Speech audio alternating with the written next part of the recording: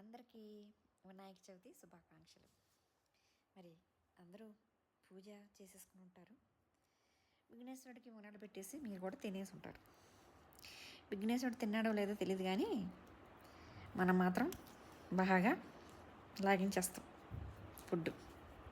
సరే, వినాయకుడిని అందరూ ఏం కోరుకుంటారు? బహుశా నాకు తెలిసి వినాయక వినాయక నేను షేర్ మార్కెట్లో డబ్బులు పెట్టాను, అవి బాగా కోట్లు అయిపోవాలి. వినాయక వినాయక నేను లగ్జరీ ఇల్లు కొనుక్కోవాలి. వినాయక వినాయక నేను మంచిగా బిజినెస్లో నాకు మంచి లాభాలు రావాలి. ఇంకా నాకు బ్యాంక్ అకౌంట్లో పోల్ బ్యాలెన్స్ ఉండాలి. ఇట్లా మనం కోరుకుంటాం. నిజంగా వినాయకుడు తీరుస్తాడో లేదో తెలియదు, కానీ ఒకవేళ జరగచ్చో జరగలేదో తెలియదు, మనమైతే కోరుకుంటాం. కానీ ఆ కోరిక దేని మీద ఆధారపడి ఉంటుందంటారు? ఒకవేళ గ్రీడీగా ఉంటే జరుగుతుందా, లేదా స్వచ్ఛంగా ఉంటే జరుగుతుందా? ఇక్కడ ఒకటి మనం తెలుసుకోవాలి. కోరిక కోరుకోవటం సబబే, కోరికలు ఉండటం కూడా కరెక్టే. కానీ అవి ఎంత సరళంగా ఉండాలి, ఎంత స్వచ్ఛంగా ఉండాలి అనే దాని మీదే ఆధారపడి ఉంటుంది. డబ్బులు ఉండకూడదని నా ఉద్దేశం కాదు, అన్నీ కలిగి ఉండాలి. కానీ దానితో పాటు మనకి వినయం కూడా ఉండాలి, మన మనసు స్వచ్ఛంగా కూడా ఉండాలి. దాన్ని బట్టే మన కోరికలు నెరవేరుతాయి. ఎందుకంటే మనము సంకల్పం గట్టిగా ఉండాలి. సంకల్పం గట్టిగా అంటే అర్థం ఏంటంటే మన హృదయాన్ని మనము స్వచ్ఛంగా చేసుకోవాలి. స్వచ్ఛంగా చేసుకున్నప్పుడు ఆ దేవుడికి మన కోరిక వినపడుతుంది. ఎందుకంటే మనలోనే ఉన్నాడు దేవుడు. విఘ్నేశ్వర రూపంలో కావచ్చు, శివుడి రూపంలో కావచ్చు, ఇంకా సాయిబాబా రూపంలో కావచ్చు, ఏ రూపమైనా మనం సృష్టించినవే. కానీ ఏ దేవుడికి రూపం లేదు.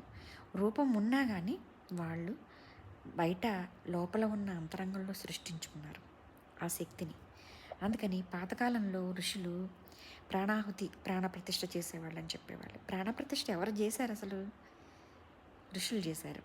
అంటే ఋషులు కూడా మనుషులే కదా. అంటే వాళ్ళు సంపాదించుకున్న జ్ఞాన శక్తితో ఆ ప్రాణప్రతిష్ఠ ఆ విగ్రహాలకి చేయడం జరిగింది. అందుకని ఇక్కడ శక్తి ఎవరికి ఉందంటారు? మనిషికి ఉందా, విగ్రహానికి ఉందా? ఇక్కడ నేను పూజలు చేసేవాళ్ళని, ఇక్కడ స్టాచ్యూ పూజ చేసేవాళ్ళని నేను ఏం అంటలేదు. అది ఉండాలి, అది ఎల్కేజీ. దాని నుంచే మనకు అన్నీ తెలుస్తాయి. కానీ దాని నుంచి మనం పై స్థాయికి రావాలి కదా. ఇప్పుడు ఫస్ట్ తరగతిలోనే ఉండిపోతే ఎలాగా? 10th క్లాస్లోకి రావాలి, ఇంటర్లోకి రావాలి, డిగ్రీలోకి రావాలి, తర్వాత జాబ్ తెచ్చుకోవాలి, ఎదుగుతూ ఉండాలి కదా. అట్లాగే మనం దేవుడి విషయంలో, ఆధ్యాత్మిక విషయంలో, పూజల విషయంలో కూడా మనము ఎదుగుతూ ఉండాలి.